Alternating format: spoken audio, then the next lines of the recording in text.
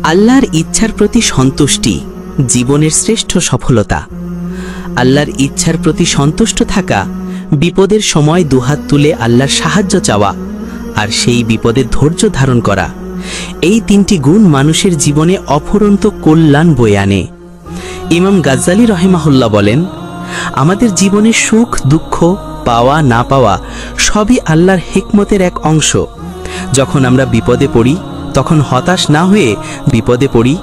হতাশ না হয়ে যেন আমরা মাথা নিচু করে বলি, ইন্না লিল্লাহি ওয়া ইন্না ইলাইহি রাজিউন।